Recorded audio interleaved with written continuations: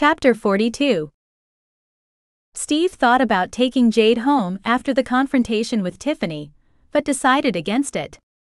She didn't seem bothered by the incident, and if she wasn't, then he wouldn't let it ruin the evening either. He was enjoying spending time with her, doing something a little different.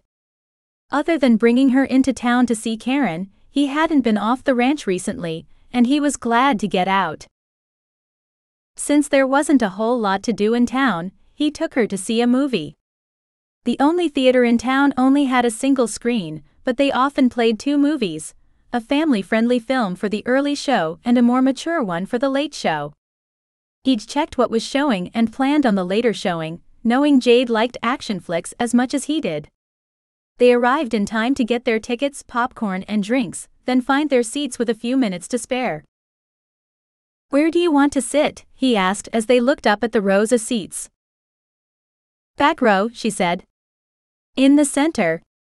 They made their way up to the seats she wanted with no trouble. There was no one seated anywhere near them, at least not yet.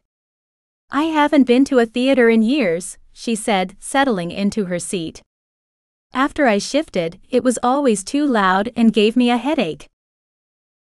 He looked at her and grinned. "The manager's one of us, he doesn't let them turn it that loud." "It's loud but not too loud." He leaned over and kissed her nose. "Trust me." "You know I do." She smiled at him as the lights dimmed. She turned toward the screen. When Steve draped one arm around the back of her seat, she turned and leaned against him, resting her head against his shoulder. He liked the feel of her against him. After the movie, they waited for the crowd to leave before gathering their trash and heading out. "What did you think?" he asked, helping Jade into her coat before they went outside. "I liked it," she said. The big crash scene was neat, even if impossible, but the best part was where he fought the three guys. She shivered as a gust of wind blasted her in the face. "There were a few moves there I'd like to try." He opened the truck door and waited for her to climb in and slide over before getting in himself. Snow began to fall as they headed out of town. Steve drove in silence while Jade watched the large flakes fly enthralled. He stole glances at her, enjoying her amazement at something so simple. "It's almost like we're flying through space."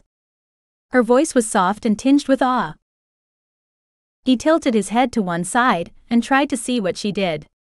"I guess it kinda does. It's like a scene in Star Wars with stars flying toward the screen." He stole a quick look at her and caught the open-mouthed amazement on her face. His stomach flipped, and he was glad they'd stayed for the movie instead of going home after the trouble with Tiffany.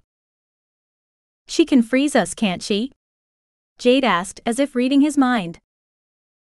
He knew she was referring to an uncommon talent among the kitsune, one that allowed a shifter to keep another from moving, basically freezing them in place.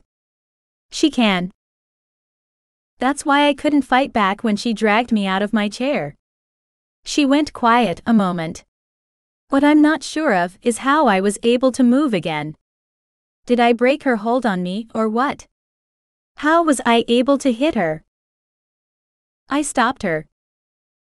She looked away from the flying snow long enough to shoot him a confused frown.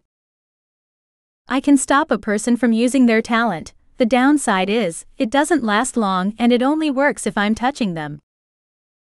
Her frown deepened. "I've never heard of that." "It's not a common talent, and not really talked about by those of us who have it. The idea that someone can take your talent, even temporarily, scares people." "I can see how it would." Her voice changed and she sounded haunted.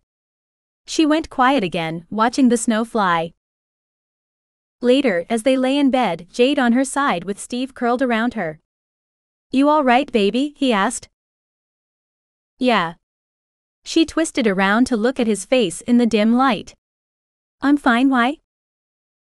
"You sounded a little off earlier. You've been quiet since we got home." He tightened his arm around her, pulling her snug against him. "I've been thinking, that's all." "You sure?" She stretched up and laid a soft kiss on his cheek. I'm sure,